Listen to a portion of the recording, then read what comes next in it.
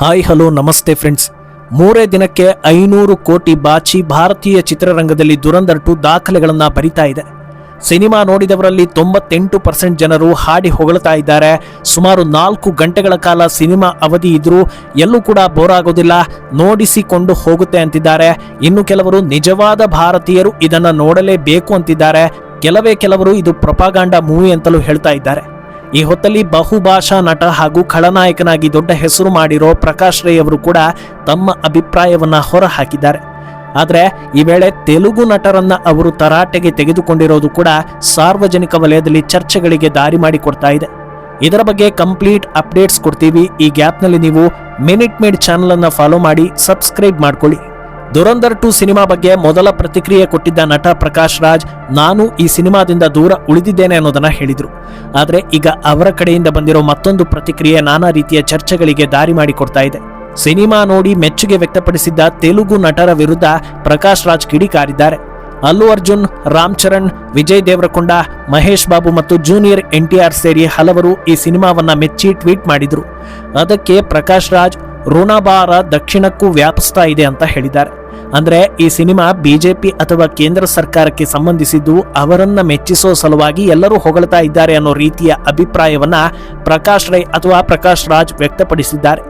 ಆದರೆ ಈ ಹೇಳಿಕೆ ನೋಡಿದ ಜನರು ಜಸ್ಟ್ ಆಸ್ಕಿಂಗ್ ಅನ್ನೋ ಹಾಗೆ ಪ್ರಕಾಶ್ ರಾಜ್ಗೆ ಸಾಕಷ್ಟು ಪ್ರಶ್ನೆಗಳನ್ನ ಕೇಳ್ತಾ ಇದ್ದಾರೆ, ಆಕ್ರೋಶವನ್ನು ಹೊರ ಹಾಕ್ತಾ ಇದ್ದಾರೆ.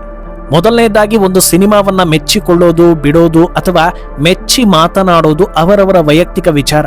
ನಿಮಗೆ ಇಷ್ಟ ಇದ್ರೆ ನೋಡಿ, ಇಲ್ಲ ಅಂದ್ರೆ ನೋಡಬೇಡಿ. ಉಳಿದವರನ್ನ ಟೀಕಿಸೋ ಕೆಲಸ ಯಾಕೆ ಮಾಡ್ತೀರಿ?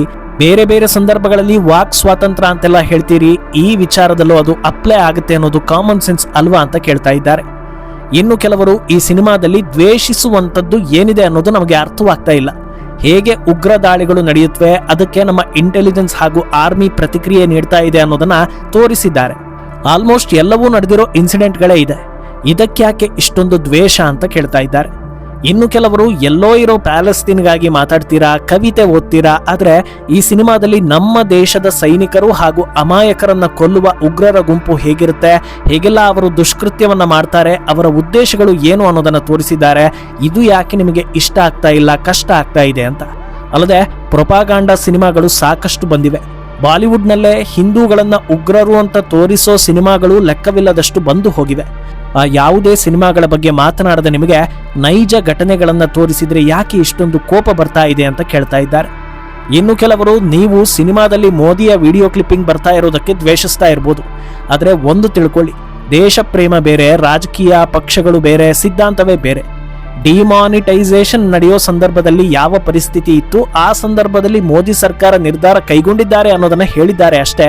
ಆದರೆ ಮೋದಿಯಿಂದ ಮಾತ್ರ ದೇಶವನ್ನ ಉಳಿಸೋದಕ್ಕೆ ಸಾಧ್ಯ ಅನ್ನೋ ರೀತಿ ಎಲ್ಲೂ ಹೇಳಿಲ್ಲ.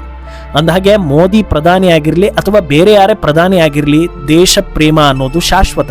ಸರ್ಕಾರಗಳು ಬದಲಾಗಬಹುದು, ದೇಶ ಪ್ರೇಮ ಬದಲಾಗಬಾರದು ಅನ್ನೋ ರೀತಿಯ ಚಿಂತನೆಗಳಿಗೆ ಈ ಸಿನಿಮಾ ಸ್ಫೂರ್ತಿಯಾಗಿದೆ. ಆದರೆ ನೀವ್ಯಾಕೆ ಇದನ್ನ ದ್ವೇಷಿಸ್ತಾ ಇದ್ದೀರಾ ಅಂತ ಕೇಳ್ತಾ ಇದ್ದಾರೆ. ಇನ್ನೊಂದು ಕಡೆ ನಟಿ ರಮ್ಯಾರನ್ನು ಕೂಡ ಸಾಕಷ್ಟು ಜನರು ತರಾಟೆಗೆ ತೆಗೆದುಕೊಂಡಿದ್ರು. ಆದರೆ ಅವರು ರಾಜಕಾರಣಿಯೂ ಆಗಿರೋದ್ರಿಂದ ರಾಜಕೀಯ ಹೇಳಿಕೆ ನೀಡಿರ್ಬೋದು ಅಂತ ಹಲವರು ಅಭಿಪ್ರಾಯ ಪಟ್ಟಿದ್ರು. ಇನ್ನು ಕೆಲವರು, ಇದು 100ಕ್ಕೆ 100 ಪ್ರೊಪಾಗಾಂಡಾ ಸಿನಿಮಾದಲ್ಲಿ ತೋರಿಸಿರೋದು ಯಾವುದು ನಡೆದೇ ಇಲ್ಲ ಅಂತಲೂ ಹೇಳ್ತಾ ಇದ್ದಾರೆ. ಒಟ್ನಲ್ಲಿ ಅವರವರ ಅಭಿಪ್ರಾಯ ಅವರದ್ದು. ಆದರೆ ಸಿನಿಮಾ ಆಲ್ಮೋಸ್ಟ್ ಎಲ್ಲಾ ಭಾರತೀಯರಿಗೂ ಇಷ್ಟ ಆಗಿದೆ ಅನ್ನೋದು ಸಿನಿಮಾ ಯಾವ ರೇಂಜ್ಗೆ ಓಡ್ತಾ ಇದೆಯೋ ಅದರಲ್ಲೇ ಗೊತ್ತಾಗ್ತಾ ಇದೆ. 3 ದಿನಕ್ಕೆ 500 ಕೋಟಿ ಅಂದ್ರೆ 1000 ಕೋಟಿ ಗಡಿ ದಾಟೋದು ಗ್ಯಾರಂಟಿ. ಅಂತಿಮವಾಗಿ ಎಲ್ಲಿಗೆ ಹೋಗಿ ನಿಲ್ಬೋದು ಅನ್ನೋ ನಿರೀಕ್ಷೆ ಜನರಲ್ಲಿ ದುಪ್ಪಟ್ಟಾಗಿದೆ. ಈ ಸ್ಟೋರಿ ಬಗ್ಗೆ ನಿಮ್ಮ ಅನಿಸಿಕೆಯನ್ನ ಕಮೆಂಟ್ ಮಾಡಿ.